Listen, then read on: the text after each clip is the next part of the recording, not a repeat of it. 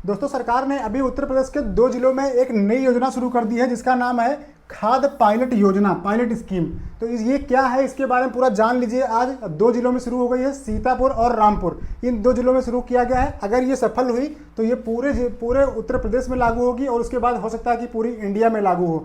अब इसमें बहुत सारी दिक्कतें आ रही हैं। अभी आप न्यूज़ में उठा के देख लीजिए, बहुत बवाल चल रहा है। पूरे जितने भी व्यापारी वर्ग है, जो भी खाद बेचने वाले दुकानदार भाई हैं, वो सब धरना दे रहे हैं। हर गली मोहल्ले में किसानों के आपस में भी बहुत ज़्यादा मतभेद चल रहे हैं। किसान भाई भी धरने पर बैठे हुए हैं और व्यापारी वर्ग अलग अपना धरना दे रहा है। तो क्या ये स्कीम है, कैसे काम कर रही है, चलिए एक बार जान लेते हैं। तो देखिए, 2 जिलों में अभी इसका सबने को बता दिया है कि सिर्फ ये सीतापुर, जो भाई लोग देख रहे हो सीतापुर से, वो लोग जरूर बताएंगे कमेंट में। सीतापुर और रामपुर 2 जिलों में शुरुआत की गई है इसकी।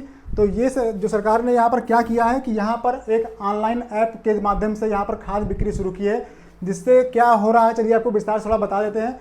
देखिए, इसका उद्देश्य है कि खाद केवल वास्तविक किसानों तक पहुँचे, जिससे जो है कालाबाजारी और जमाखोरी जो होती है वो रुक जाए, और जो किसान भाई जरूरत से ज़्यादा खाद खरीदते भी हैं तो उस पर रोक लगे। लेकिन इसमें ई टोकन और मोबाइल ऐप और किसान रजिस्ट्री का उपयोग किया जाएगा। यह योजना कैसे काम करेगी? देखिए, किसान का जो किसान रजिस्ट्री, जो हमें फार्मर रजिस्ट्री होती है, उसका पंजीकरण होना अनिवार्य है। इसके लिए दूसरा क्या जरूरत पड़ेगा कि उसकी ज़मीन और फसल का रिकॉर्ड डिजिटल रूप में वहाँ पर किसान को देना पड़ेगा।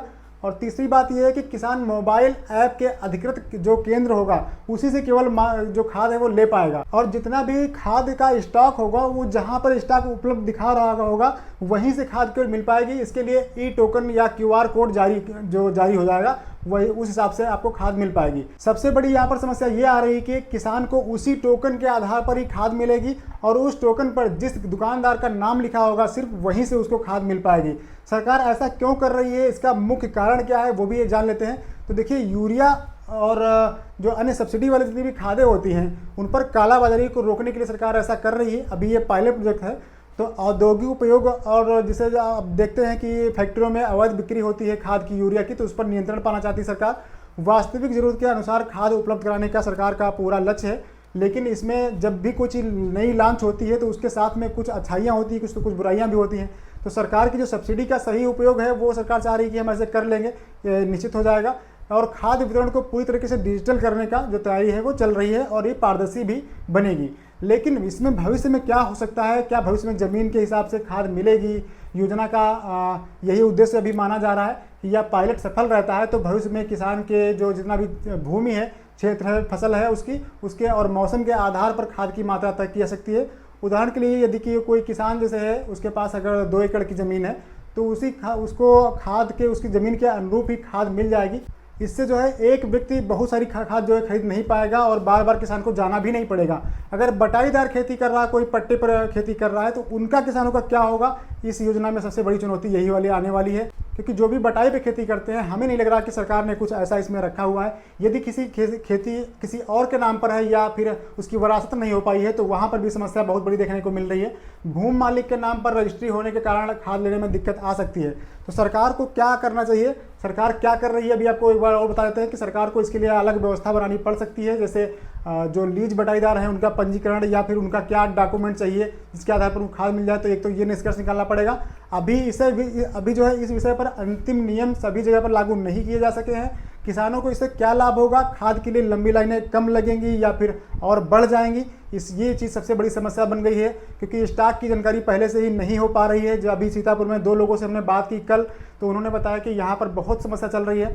अगर वहाँ पर हो क्या रहा है कि देखिए, नकली और कालाबाजारी जो वाली खाद पर रोक तो लग जाएगी, लेकिन ज़रूरतमंद जो किसान हैं उनको समय पर खाद मिलने की संभावना सरकार कह रही है कि बढ़ जाएगी, लेकिन वहाँ पर रियल में जो किसान भाई हैं वो कह रहे हैं कि ऐसा नहीं है, ये बिल्कुल उल्टा हो रहा है। क्योंकि ज़्यादातर जो किसान भाई हैं वो पढ़े लिखे बिल्कुल नहीं है। कक्षा 5 कोई पास है, कोई कक्षा 8 पास है और उनके पास एंड्रॉयड फ़ोन भी नहीं है, तो उनको खाद लेने में बहुत बड़ी समस्या आ रही है। इस ऐप के थ्रू अगर वो ऐप से इस्तेमाल करते हैं तो नहीं कर पा रहे हैं, या तो CSC सेंटर जा रहे हैं तो वहाँ पर लाइन लग जा रही है। अब मान लीजिए सभी को एक साथ खाद चाहिए होती है, अभी धान किसी दिन चल रहा है तो एक साथ किसान पहुँचेंगे CSC सेंटर पे, जो नज़दीक वाला सेंटर होगा सबसे ज़्यादा भीड़ वहीं पर होगी। वहाँ पर जाएंगे तो पहले वहाँ लाइन लगाएंगे, उसके बाद जब वहाँ से टोकन उनका कट जाएगा तो फिर वहाँ लाइन लगाएंगे जाके जहाँ का टोकन जिस दुकानदार का नाम पड़ा है उसके यहाँ लाइन लग रही है। अब वहाँ पर खाद अगर ख़त्म हो गई तो उसको खाद मिलेगी कहाँ से, दूसरी जगह कहीं ले नहीं पाएगा खाद। तो सबसे बड़ी समस्या ये आ रही है कि किसान की खेती बर्बाद हो जाएगी अगर उसको टाइम पर खाद नहीं मिली। जिन किसानों के पास स्मार्टफोन नहीं है उन्हें शुरुआत में परेशानी तो बहुत ज़्यादा होगी, क्योंकि ये सिस्टम ऐसा है कि उतने पढ़े लिखे भी किसान नहीं है कि वो अपने हाथ से खुद से वो बुक कर लेंगे। कुछ ही किसान, मुश्किल से 10-5% किसान ऐसे होंगे जो अपने मोबाइल से चला करके इस सिस्टम को अपना पाएंगे और खाद जो है वो ले पाएंगे। लेकिन कभी कभी ऐसा होता है कि कुछ एरिया में अभी इंटरनेट 4G 5G है ही नहीं, तो वहाँ पर समस्या है, वहाँ पर तो नेटवर्क ही नहीं आएगा, तो कैसे वो बुक करेंगे। अब देखिए, जो बटाईदार है उनके लिए अलग व्यवस्था करनी पड़ेगी। अगर किसान रजिस्ट्री में गलती हो गई है या उसमें किसी की डॉक्यूमेंट में गड़बड़ी है किसान के, तो भी उसको खाद नहीं मिल पाएगी। अभी तक क्या था कि आधार कार्ड लेकर किसान जाता था और आसानी से खाद मिल जाती थी, तो वो वाला सिस्टम ज़्यादा सही लग रहा था। किसान भाइयों ने जो बताया वो हम आपको बता रहे हैं कि वो उनकी मांग है कि पहले जो चल रहा था जैसे आधार लगा करके OTP से, वैसे ही रहे तो ज़्यादा अच्छा है। जो नया सिस्टम आ रहा है इसमें खाद हम लोगों को नहीं मिल पाएगी, ये किसान भाइयों का कहना है। यह योजना बहुत महत्वपूर्ण है, क्योंकि यदि यह पूरे उत्तर प्रदेश में और बाद में पूरे देश में लागू होती है तो किसानों को खाद खरीदने का तरीका पूरी तरीके से बदल सकता है। अभी हम पिछले 2 दिनों से देख रहे थे मोबाइल पर, जैसे हमारे 2-3 फ्रेंड हैं जो सीतापुर के रहने वाले हैं, तो उन्होंने वीडियो भेजा था हमें, तो हम इसमें लगाना चाहते हैं लेकिन लगाएंगे नहीं वीडियो को, नहीं तो आपको दिखाते हैं। अभी आप लोग देख लीजिएगा, सीतापुर की न्यूज़ चल रही है इस समय, आप लोग देख सकते हैं, यूट्यूब पे डाल के देखिएगा, आपको दिखेगा। सारे व्यापारी वर्ग, वहाँ के जो अधिकारी हैं वो भी जगह जगह पर लोगों को आश्वासन दे रहे हैं, किसानों को आश्वासन दे रहे हैं, लेकिन कोई समझने को तैयार नहीं है और समस्याएं बढ़ती जा रही हैं। क्योंकि वहाँ पर सबसे बड़ी समस्या यही आ रही है कि दुकानदार, मान लीजिए एक किसान है, हम आपको थोड़ा सा इसके बारे में बता देते हैं। जो सबसे मेन समस्या वहाँ पर जो किसानों को लग रही है वो क्या है।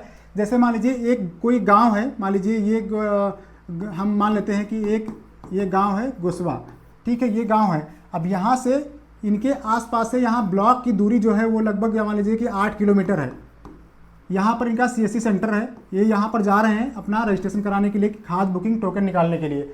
अब एक तो ये 8 किलोमीटर यहाँ से जा रहे हैं, कहीं कहीं इससे भी दूर पड़ रहा है सेंटर, तो ये यहाँ पर जाने के बाद ये लाइन लगा के यहाँ पर अपना टोकन कटवा रहे हैं। उसके बाद पता लग रहा है इनको कि टोकन पर जो दुकानदार का नाम आया है वो इनके यहाँ से दूरी से लगभग 20 किलोमीटर दूर पर पड़ रहा है, ठीक है। अब मान लीजिए ये 20 किलोमीटर दूरी पर दिखा रहा है।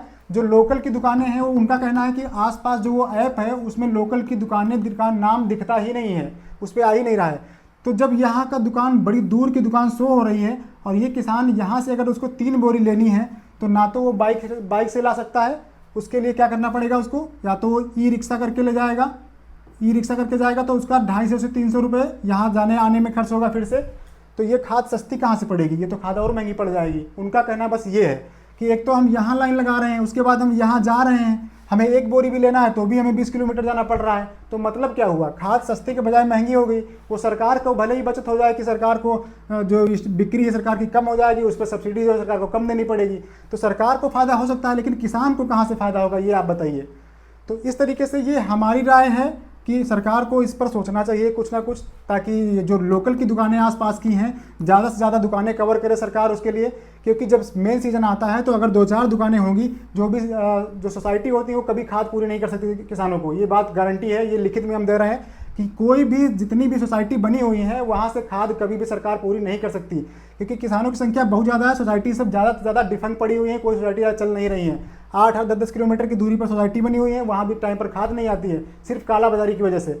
तो अगर ये जो व्यापारी लोग हैं, ये छोटे छोटे दुकानदार हैं, अगर इनके पास खाद नहीं रहेगी तो कोई भी सरकार इन केवल सोसाइटी के माध्यम से खाद नहीं पूरी कर पाएगी, क्योंकि उनके पास पर्याप्त मात्रा में स्टॉक करने की क्षमता भी नहीं है। ठीक है, तो ये हमारा दोस्तों सजेशन था। आपकी क्या राय है, आप लोग क्या समझते हैं, ये स्कीम कैसी है, आपको क्या लग रहा है, आप लोग कमेंट कीजिएगा, और ताकि सभी लोगों को जानकारी पहुंचे। ऐसी जानकारी पाने के लिए चैनल को सब्सक्राइब कर लीजिए। मिलते हैं नेक्स्ट वीडियो में। जय हिंद दोस्तों।